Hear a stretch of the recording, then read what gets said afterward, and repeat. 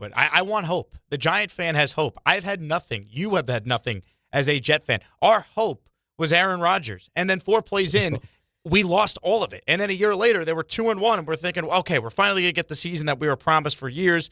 And then they lose that game to the Broncos, lose in London. Woody pulls the plug on Robert Saleh. It has been all downhill in drastic measures since. As bad as it has been to be a fan of the Jets, it's ever been worse. For the Giants the last 10 years, they've been almost as bad. They finally have something now. So I agree. It's nice to actually be feeling something positive if you're a fan of the Giants. The Jet fans got nothing right now. We're about to discuss Derek Carr or Kyler Murray.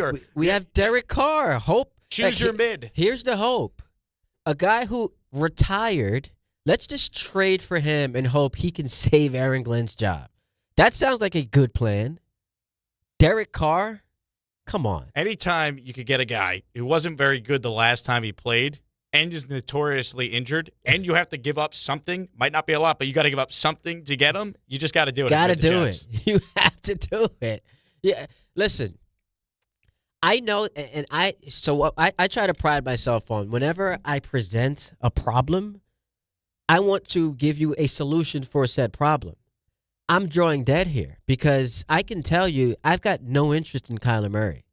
And I've said this before, but I've got a quarterback telling me, like, one of the reasons why he can't make throws is because, like, he's not tall enough to see over his offensive line.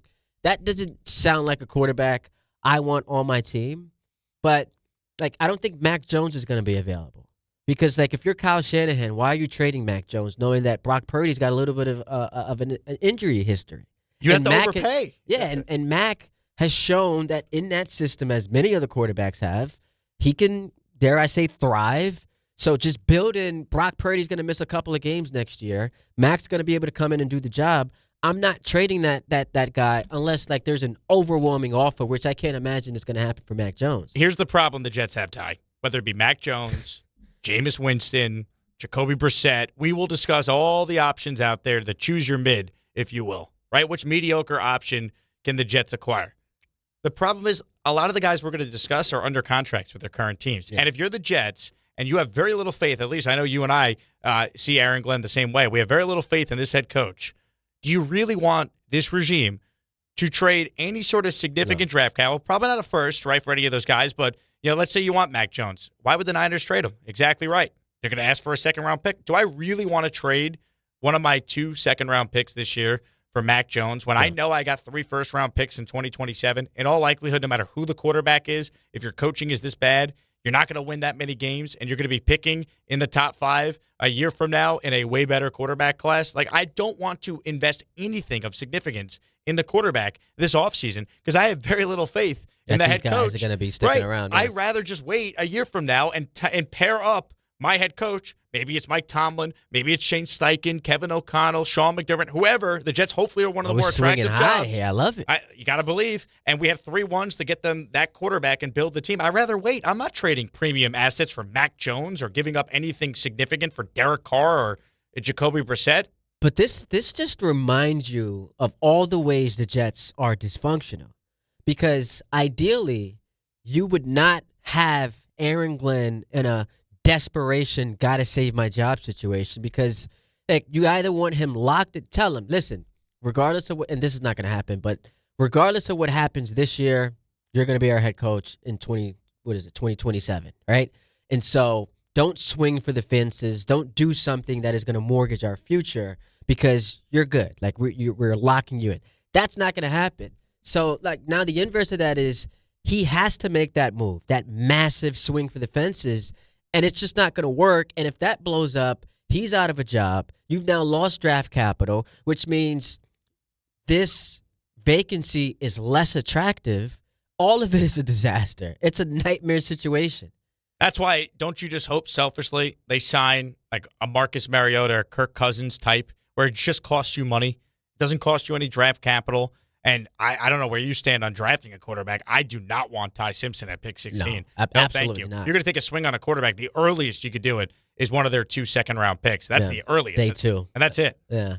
But can't you see Kirk Cousins guiding the Jets to like a 7-9 season or 7-10 season. Potentially, but here's the thing: if 6 that were and to 11, happen, at least at that point, you have you assets still to have move other it. assets to Yeah. move up and get a quarterback. Like Bo Nix was the 5th quarterback taken of his draft class. You never know with this because we said that a year ago that this year's quarterback class is going to be great. But I do think chances are a year from now there will be more than one quarterback that we all go, yep, that guy is clearly worth a top 10 pick in the draft. This year there's just one. It's just Fernando Mendoza. I think a year from now between Arch Manning, Dante Moore, Sam Levitt, C.J. Carr, Lenoris Sellers, you go down the line, I could make the case that there'll be more quarterbacks available for the Jets who will have 3 first-round picks in 2027. So any move they make, it's a non-starter to trade any of the 2027 picks. Like that has got to be completely off the table. Ownership's got to step in. Muji's got to say, no chance we're allowing this head coach who's desperate to save his job to overpay for one of these options out there and use a 27 first in the deal. You can't do it. Did you just say ownership has to step in?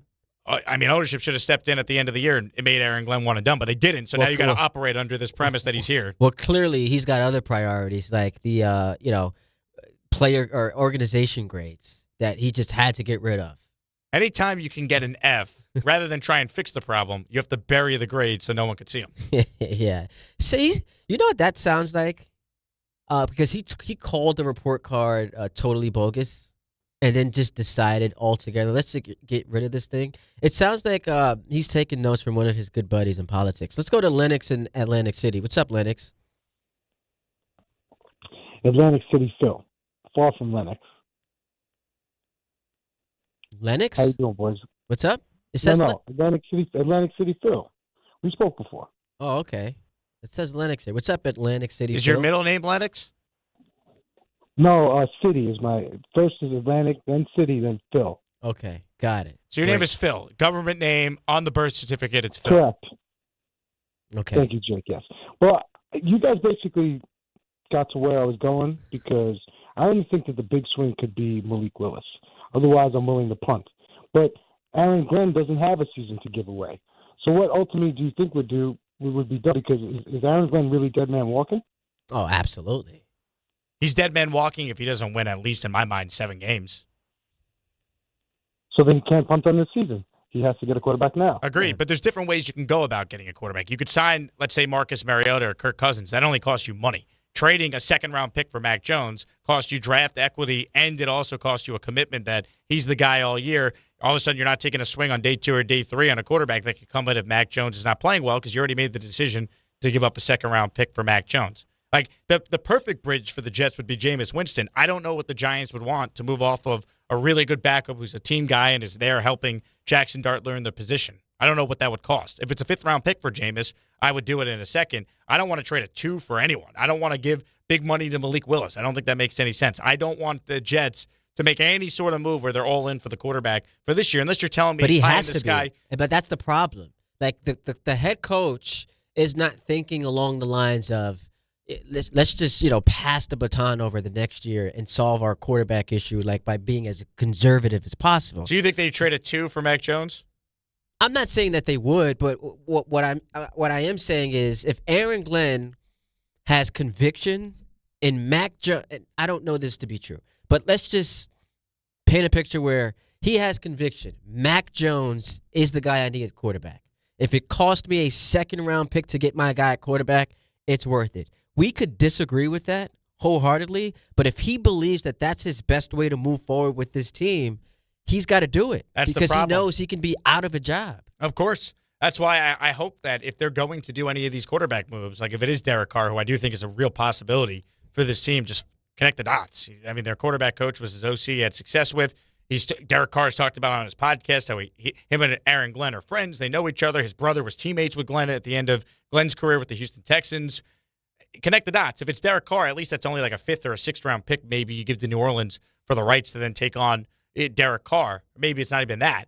That's a big difference than Mac Jones for pick 33 because that's what it would cost to probably get Mac Jones. But he's a really good high-end backup who probably, now that he's had a year of being in the Shanahan umbrella, probably would be a competent starter with the right coaching in the next stop. Look at Darnold. Darnold's career renaissance all started the year he got to sit behind Purdy and be the backup under Shanahan before he went to the Vikings. I'm glad you brought that up. Nothing drove me crazier than listening to the revisionist history happen with Sam Darnold and the Jets, as if like we didn't watch in his final year him throw 9 touchdowns to 11 picks, a 73 passer rating, and everyone was kind of like, on board with this decision to move on. They've got the second pick in the draft. They've got a new head coach, a new general manager. He clearly was not the guy. Now, we can crush them for the decision they made on who to select that quarterback, but I didn't hear a lot of people clamoring for Darnold to remain the quarterback of the Jets post-2020. Well, you know what the problem was? It's just made up. They broke him before that 2020 year. Like that year, going into the year where they let Robbie Anderson, who was a nice player, but the fact that he was so important just tells you how bad the weapons were for Sam Darnold. They let him go. The O-line was terrible. Like, they broke him throughout that year where he was a broken player. He needed to go somewhere else. It was never going to work with him with the Jets at that point. But, I mean, the end of Sam's rookie year, those last 4 games, including a game where he went head-to-head with prime Aaron Rodgers at MetLife, like, he looked like a dude. He looked like a guy. He was had the highest passer rating in the league those last 4 starts. And even the year he got the mono in year 2, he obviously missed the beginning of the year because he was dealing with mono, and because only the Jets have these sort of things happen to them. But when he came back, Sam Darnold finished the year 7-6 as a starter that year. Like, there was reason to think going into year 3, hey, we might have a guy, and they put together a terrible team. Obviously, it all ended really with the head coach they hired in the first place, and then that was it. But I'm with you. The idea that, it was the Jets are the reason why Sam Darnold stunk. It's like, well, then he also went to Carolina, wasn't very good, needed a full year of sitting and learning behind Brock Purdy under Shanahan before any of this started to happen where he looked like a real player in this league. 800-919-3776. David and Elizabeth wants to talk some Jets. David, talk to him, baby. What's up? What up, Ty? What up, Jake Asman? It's always good getting two guys from the organization to do the show. Great backups. So, all right, this is what I want to ask Jake, right? Because I get all my beautiful Jets content and Jets knowledge from him, and, we're real with social ESPN radio. But I want to ask you this, Jake. Why don't you like Kyler Murray coming to our organization? And please, before you, say what you don't like about it, I hope you're not just speaking on the height, because they say that his wingspan is about a 7-foot wingspan, supposedly. So I'd like to hear it. Why don't you want him on our team? Well, let me ask you this, David. The height is a big part of it. Who cares about his wingspan, right? He's an inch and a half taller than I am, for starters. He's been banged up. His contract's enormous. I'm not necessarily anti-Kyler Murray if it cost me nothing, but it goes back to what Ty and I were just talking about. I don't want the Jets to invest a ton in the quarterback spot this year because I don't think any of these guys are the long-term answer. I think the long-term answer is in the 2027 draft, and I want to keep my assets for that. So if you could get Kyler Murray for nothing, okay, I'll listen to the idea of bringing in Kyler Murray because maybe there's an upside there, and who knows, you catch lightning in the bottle. But the height is a big part of it, and the height and the lack of durability. He has not been able to stay healthy, and all of a sudden he's going to come to the Jets, who have this rich history of quarterbacks coming here and always staying healthy. I mean, how many years in a row are we going to go with 3 or 4 different Jets starting quarterbacks throughout a season? Other than the 1 year, ironically, Rodgers played in 24 where he started all 17 games. Every year, 2 or 3, if not more, Jet quarterbacks start games. Why would that change with Kyler Murray, who's already injury-prone? Well, I agree with you. I mean, with you listing those traits, I can agree 100%. Now, before you gentlemen let me go, what do you guys think about Malik Willis? What do you two gentlemen think about him if he were to come over to the team with what we have, what we're building, and what we're bringing to the table? What exactly are we building?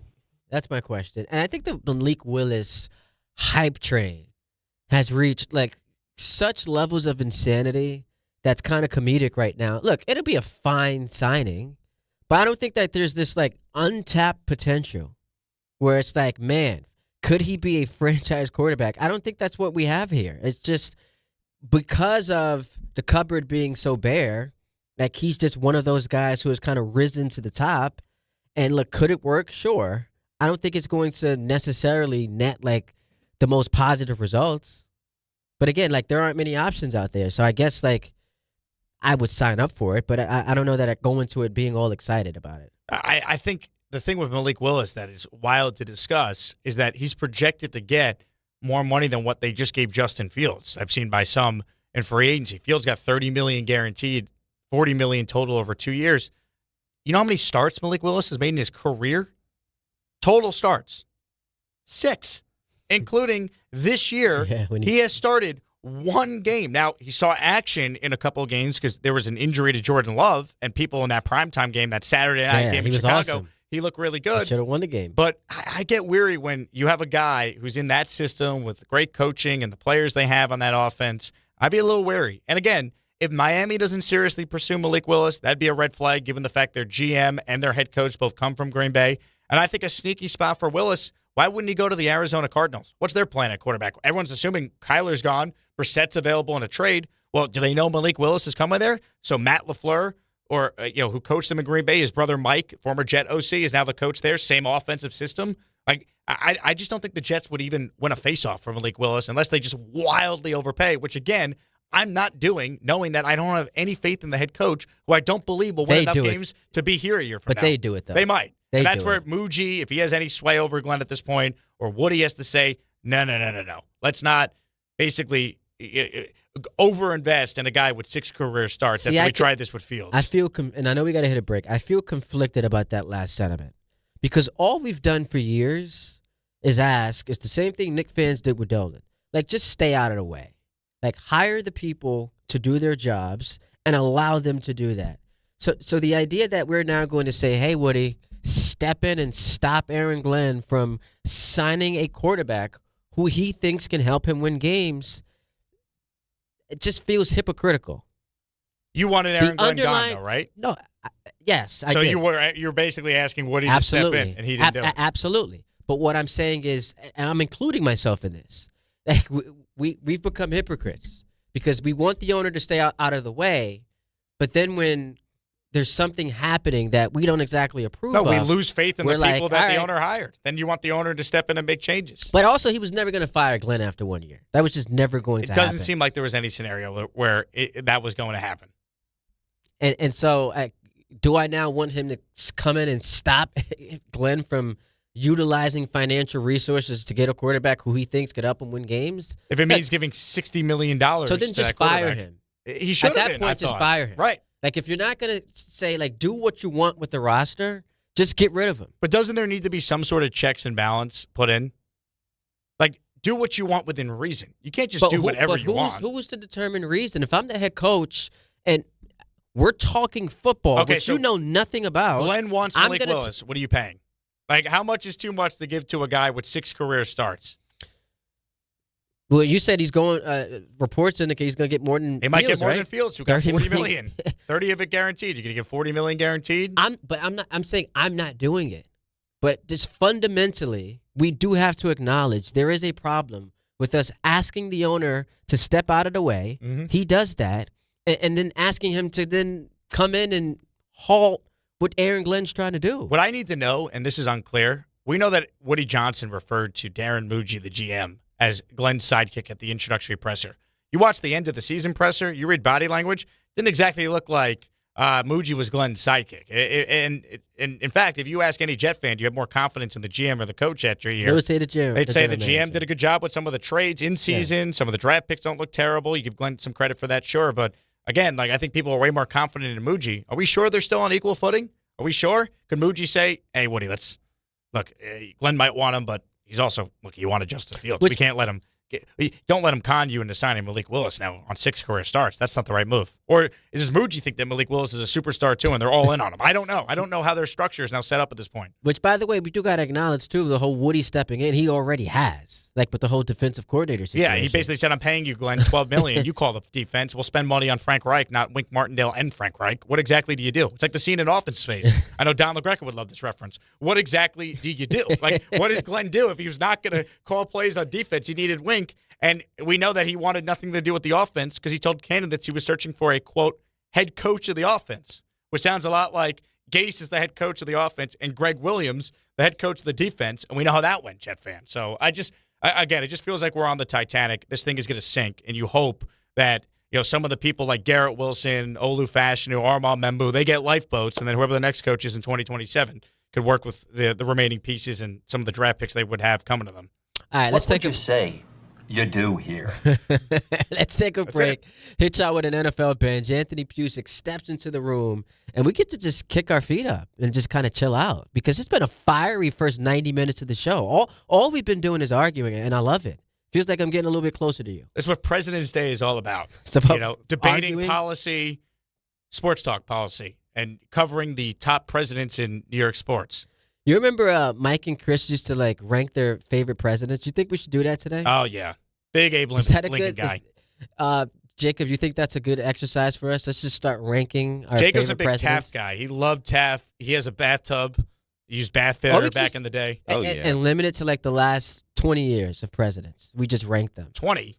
Yeah. So that'd be what, 4 presidents? Yeah, like let's 4 or just rank 5, them. You want to do that at I some want point historic today? context. I want a little Thomas Jefferson. Thomas Jefferson, I would say, made one of the great deals of all time, the Louisiana Purchase.